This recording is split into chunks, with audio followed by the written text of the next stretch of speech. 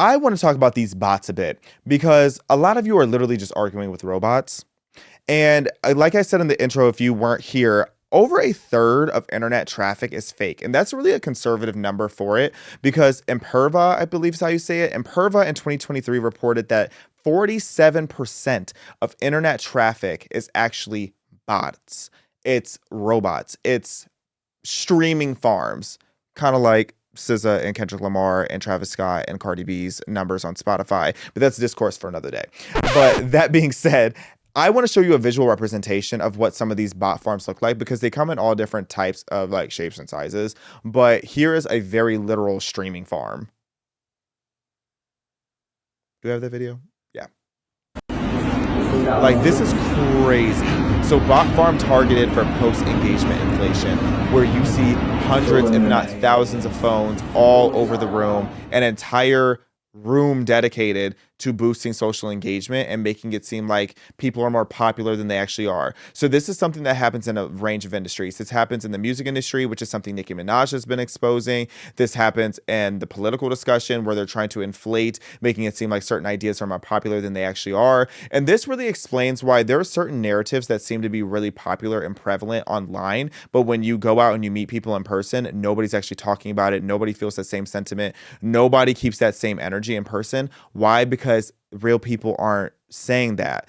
And these bots, like, there's different kinds, of course, and like a lot of it's getting even worse because of AI, but a lot of these bots are designed to attack certain people who put out different ideas. You see it happening in the whole Israel-Palestinian feud. You see it all the time. And this isn't something that's new at all. This has been going on for a long time. And it made me think back to, I believe this was in 2021, where shout out to Rob Schmidt over at Newsmax. He exposed what China was doing when it came to the political division, the racial political division that was happening in our country all throughout the pandemic. And he's actually brought up Black Lives Matter, which may seem random to you, but trust me, it should not. The challenges facing the United States in human rights are deep-seated. They did not just emerge over the past 4 years, such as Black Lives Matter. You see, China loves to bring up racial unrest in our country because they are actively promoting it. In fact, China is funding BLM. It's a proud partnership.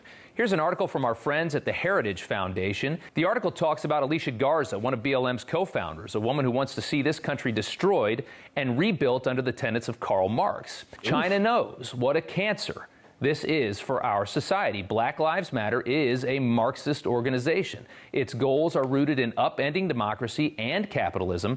Black social justice is just a convenient vessel that these people are using. They don't care about this stuff.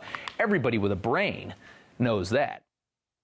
Everybody with a brain knows it. But a lot of y'all don't have brains, at least in it in 2020, myself included. Had to whack myself on that one. But I mean, it's true. In 2020, if you didn't know, a big reason why BLM became as popular as it did, and a big reason why the truth was suppressed, is because of China's influence. China has been trying to demoralize and destabilize our nation in many different ways, whether it's the TikTok algorithm, whether it's boosting the engagement on posts on Instagram, especially on Twitter. Like, all of that was going on. We don't even have to talk about the flu's niece that they put over here, but they were doing all these things to create civil unrest in our country so that we would all start beefing with each other. And the thing is, it worked. Okay. It very much worked. BLM was very hyperinflated from the go because of China. China saw it as an opportunity to have us divided. And you know what they always say, you divide and conquer. When we're all feuding with each other, we're not even watching what these other countries are doing and how they're developing and all the different strategies that they're taking to demoralize our society. And as you probably still feel to this day, there's a lot of relationships, a lot of families torn apart because of BLM, because of the narratives that are spread online.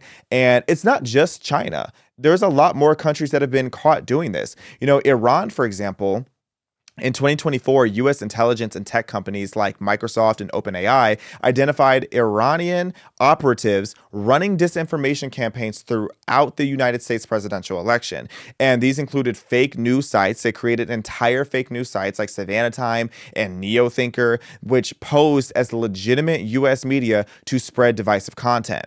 And then you had Iranian or Iranian. Is it Iranian or Iranian? I don't know. Y'all know what I'm trying to say.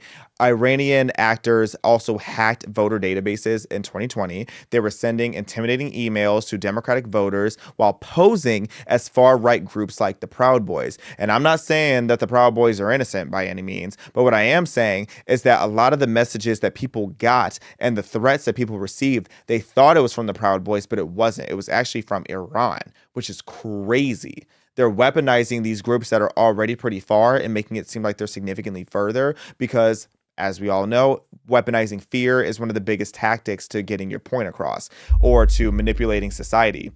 Excuse me. And then even more recently, additionally with all the stuff with the 2024 anti-Zionist protests, Iran has been caught multiple times posing online as activists and providing financial aid to protesters.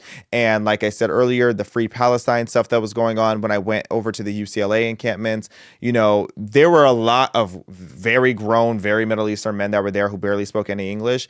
I don't know where they came from or what part of the Middle East they came from, but all I know is a lot of them are in cahoots because they're all anti-Israel, because they're all anti-democracy and Western society. So Iran has been caught. There's a lot of people that allege that Qatar is part of that too, which is something I'm actively researching to figure out just how involved Qatar is, because I'm still trying to figure that out. But you for sure have Russia that has been very, very well documented in the history of them using bots to meddle in U.S. politics. If you remember back in 2016, the Russia-linked Internet Research Agency deployed thousands of fake social media accounts to amplify divisive issues, especially regarding race, immigration, and gun rights. And they were targeting both sides of the spectrum. Now, Russia was interesting because they were pissing off both sides intentionally. Russia was going out of their way to have both the left and the right mad at things that both sides weren't even actually saying. And then they were heavily promoting certain hashtags like hashtag take a knee, hashtag boycott NFL during the NFL kneeling protests to inflame the tensions and to make both sides seem mad at each other. It made it seem like people on the right were boycotting the NFL, which barely anybody was actually doing. It was making it seem like everybody was taking a knee, which probably more people were doing, but it was hyperinflated by Russia.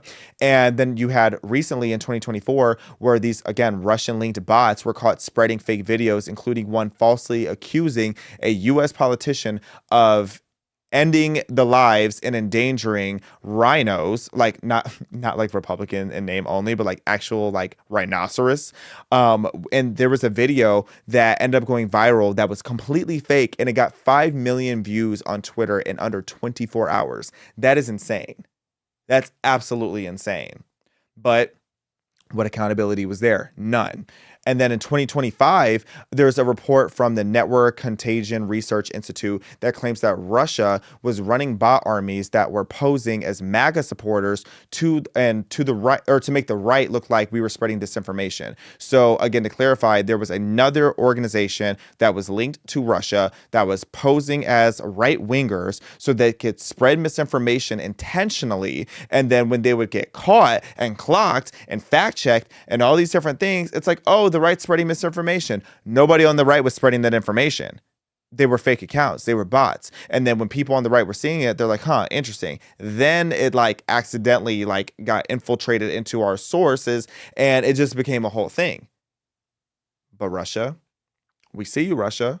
We've caught you many times. We've also caught them. The FBI has actually caught them for having an entire bot farm and using AI to make these fake personas and all these different narratives. We continuously see these nations that are clearly our adversaries using bots to get us to all be against each other. So when you spend all your hours online arguing with bot accounts, just know a lot of the times you're sitting there debating robots. A lot of the times when you are arguing back and forth with these anonymous accounts with an anime profile picture, sometimes it's some loser that's in his basement that refuses to ever leave. And more often than not, according to these stats, over a third of the time, you are arguing with a literal robot that is insane.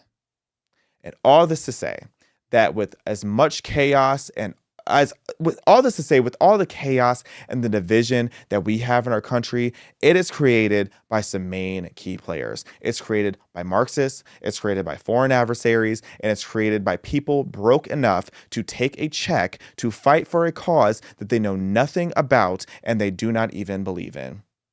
In other words, all that for $20 and a pack of Powerade.